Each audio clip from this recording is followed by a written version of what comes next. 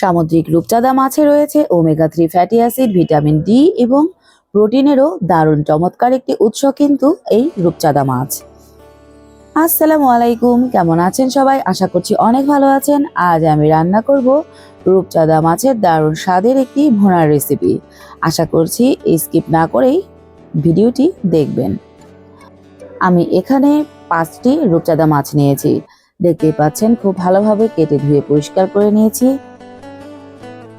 মাছগুলো খুব বেশি ছোটও ছিল না, আবার মাঝারি সাইজেরও ছিল না, এর মাঝামাঝি কিন্তু ছিল। দিয়ে দিলাম 1 চা চামচ হলুদ গুঁড়ো, দিয়ে দিলাম 1/2 চা চামচ কাশ্মীরি লাল লঙ্কার গুঁড়ো,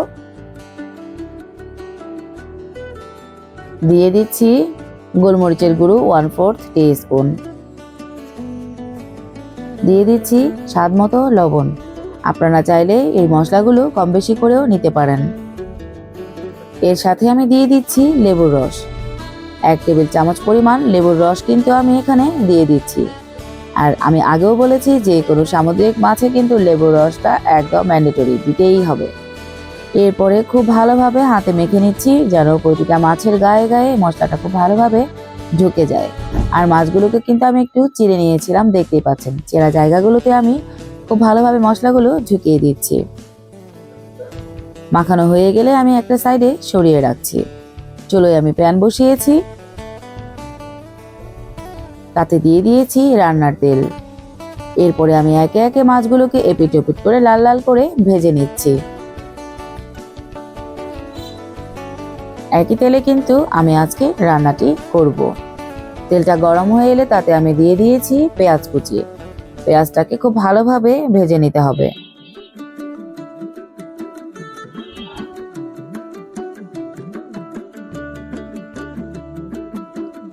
এরপরেতে আমি দিয়ে দিচ্ছি গুঁড়ো মশলা, দিয়ে দিচ্ছি হলুদ গুঁড়ো 1/2 চা চামচ, দিয়ে দিচ্ছি ঝাল মরিচের গুঁড়ো 1/2 চা চামচ, দিয়ে দিচ্ছি লাল মরিচের গুঁড়ো মানে কাশ্মীরি লাল মরিচের গুঁড়ো 1 চা চামচ এবং সেই সাথে দিয়ে দিচ্ছি জিরে গুঁড়ো 1 চা চামচ, দিয়ে খুব ভালো মতো নেড়েচেড়ে ভেজে নিচ্ছি। আমি আবারও বলছি, মশলাটা চাইলে আপনারা পছন্দ মতো কমিয়ে বাড়িয়েও নিতে পারেন। একটু ভেজে নিয়ে তাতে আমি দিয়ে দিচ্ছি আদা রসুন বাটা 1.5 টেবিল চামচ পরিমাণ, এরপর সাথে দিয়ে দিচ্ছি কাঁচামরিচ বাটা 1 টেবিল চামচ পরিমাণ। আপনারা চাইলে কিন্তু কমিয়ে বাড়িয়েও দিতে পারেন। আমি বারবার এই কথাটি বলছি এই জন্য যে এক একটি মানুষের রান্নার হাত কিন্তু এক এক রকম এবং টেস্ট এবং পছন্দও কিন্তু এক এক রকমের হয়ে থাকে। এরপর সামান্য পানি দিয়ে মশলাটা খুব ভালোভাবে কষিয়ে নিচ্ছি। মশলাটা আপনি যেমনই নেন না কেন অবশ্যই আপনাকে প্রসিডিওরটা ঠিক রেখে করতে হবে, তাহলে যে কারো হাতের রান্নাই কিন্তু হয়ে উঠবে দারুণ স্বাদের। এরপরে এতে আমি দিয়ে দিচ্ছি টমেটো বাটা। টমেটো বাটা দিয়ে দিলাম 2 টেবিল চামচ পরিমাণ। অ্যাভেলেবল না থাকলে আপনারা সস কিংবা পেস্টও দিয়ে নিতে পারেন।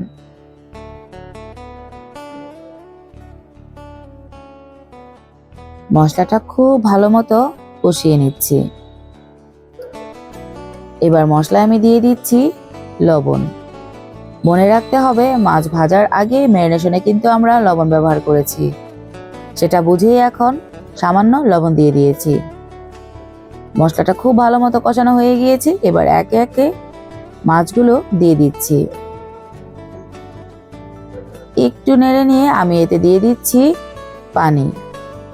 পানিটা কিন্তু খুব বেশি দিতে যাবেন না, তাহলে একদমই ঝোল হয়ে যাবে। যেহেতু ভুনার রেসিপি, সেটা বুঝেই কিন্তু পানিটা দিতে হবে। এরপরে আমি ঢেকে দিয়েছি। দেখতেই পাচ্ছেন পানিটাও একদম টেনে গিয়েছে। মাছগুলোও দেখতে কিন্তু দারুণ লাগছে।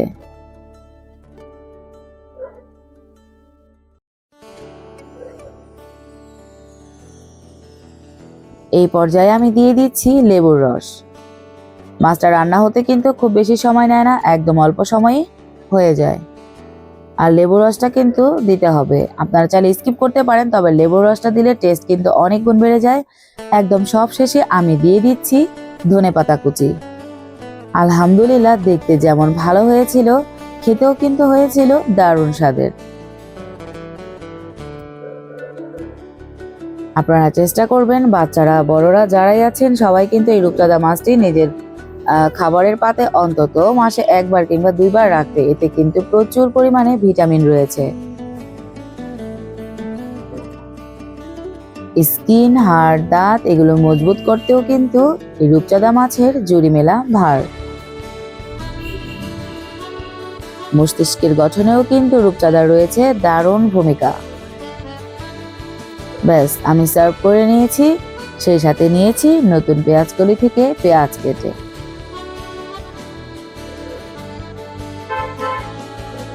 এরপরে আমি বাচ্চাদেরকে খাইয়ে দিচ্ছিলাম। আলহামদুলিল্লাহ, কোনো ব্যাড স্মেল ছিল না, বরঞ্চ একটি দারুণ ফ্লেভার পাচ্ছিলাম। আপনারা যদি আমার রেসিপিটি ফলো করে একবারও তৈরি করেন, আশা করছি নিরাশ হবেন না। ইনশাআল্লাহ খেতে ভালো লাগবে। আমার রেসিপি ভালো লেগে থাকলে আমার জন্য অবশ্যই দোয়া করবেন, সাবস্ক্রাইব করে পাশে থাকবেন। আসসালামু আলাইকুম।